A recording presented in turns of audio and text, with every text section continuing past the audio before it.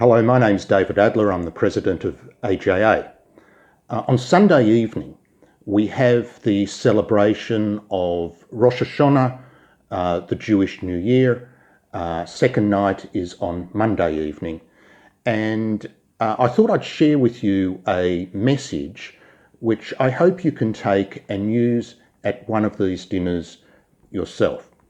Of course, there are a couple of traditional things that happen at Rosh Ha'Shannah. We have wine, Kiddush cup here, and we make Kiddush. We go to shul, many people. This is the Machzor, the special prayer book, which is used on Rosh Ha'Shannah. And I have very clear advice from a rabbi I discussed this message with to say that attending shul and listening to the shofar at least is a very important component. But perhaps the most common custom that Jewish people do when they have a Rosh Ha'Shannah dinner is to dip apple in honey. Apple honey here. And of course, if you ask someone why we do this, almost reflexly, the answer would be to wish each other a sweet new year.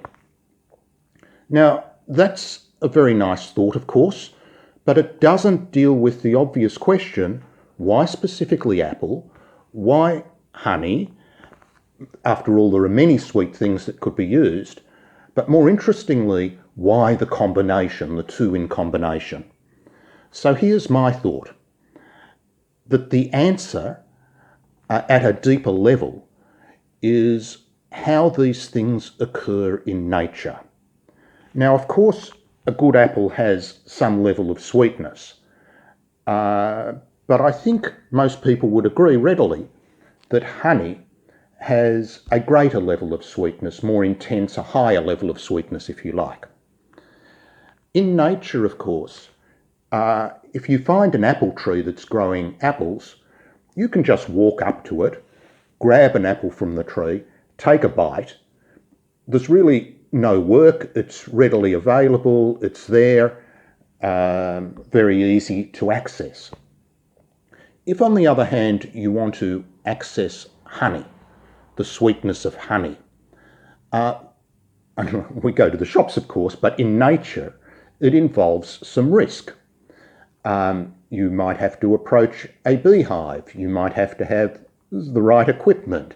There might be a risk of being stung by the bees. It certainly involves some work. So in order to access this higher level of honey, you need to do some work, you need to take a risk.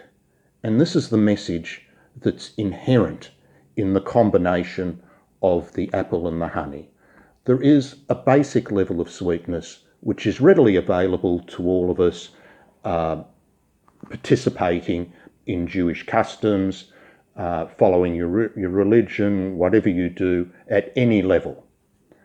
But if you want the higher level of sweetness, it may involve some effort. It may even involve some risk, but it certainly provides a reward when you get there. So for this Rosh Ha'Shannah, I would like to wish all our members, our supporters, those that read our information, and indeed the entire community, that you should achieve not just the apple level of sweetness in the coming year, but also the honey level of sweetness, and in combination. And perhaps this message can resonate with some of you when you sit down and have your Rosh Ha'Shannah meal this year. Have a great year for all of us. It will certainly be interesting, challenging, only blessings, and thank you for listening.